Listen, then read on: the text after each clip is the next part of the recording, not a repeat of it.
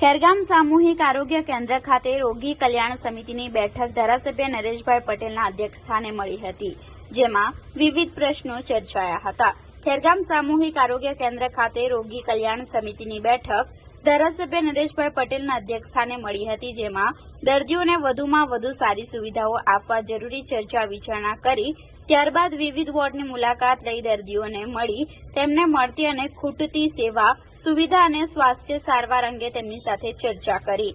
ખેરગામ ખાતે મામલતદાર પ્રાંત અધિકારી, તાલુકા પંચાયત પ્રમુખ રાજેશભાઈ, માજી જિલ્લા પંચાયત પ્રમુખ ભીખુભાઈ આહિર, સરપંચ ઝરણાબેન પટેલ, ડેપ્યુટી સરપંચ જિગ્નેશ પટેલ સહિતના આગેવાનો ઉપસ્થિતિમાં યોજાયેલી રોગી કલ્યાણ સમિતિની બેઠકમાં આરોગ્યને લગતી બાબતો ઉપર ખાસ ચર્ચા કરવામાં આવી હતી, જેમાં ડોક્ટર દિવ્યાંગ પટેલ દ્વારા હોસ્પિટલમાં બેડ, નવી ચાદર, દવાઓની ખરીદી તેમજ હોસ્પિટલના કમ્પાઉન્ડમાં પેવર બ્લોક નાખવા માટે રજૂઆત કરવામાં આવી હતી, તેમજ સફાઈ માટે પંચાયત દ્વારા મનરેગા યોજનામાંથી કામદારો ફાળવવા માંગ કરવામાં આવી હતી.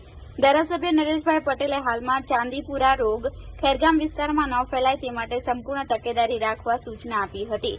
ત્યારબાદ તેમણે હોસ્પિટલમાં સારવાર લઈ રહેલા દર્દીઓના વોર્ડમાં જઈ દર્દીઓના હાલચાલ પૂછી હોસ્પિટલની સુવિધા બાબતે સૂચન કર્યું હતું. આજે ખેરગામ રેફરલ હોસ્પિટલમાં રોગી કલ્યાણ સમિતિના બહાને આવવાનું થયું. વરસાદની સિઝન પણ છે. ધીરે ધીરે નાની મોટી બીમારીઓ કોઈક નાના મોટા વાયરસના કારણે જોવા પણ મળે છે, જેથી ડૉક્ટર મિત્રો અને જેટલી સ્ટાફ છે કાળજી લે જ છે, પણ વધુ કાળજી લેવા માટે એમને પણ તૈયારી છે, સજાગતા છે. અને જે કંઈ રેફરલ હોસ્પિટલમાં ખૂટતી કડીઓ છે, કંઈ જરૂરિયાત છે, એમાં અમારા તરફથી શું હેલ્પ થાય એ માટે પણ અમને ખ્યાલ આવે. અને આના આધારે જ આજે જ્યારે હું હોસ્પિટલમાં આવ્યો હતો, રોજના ઓછામાં ઓછા 25 થી 30 વચ્ચે દર્દીઓ અહીંયા સારવાર લેતા હોય છે. ઓપીડી પણ સારી છે.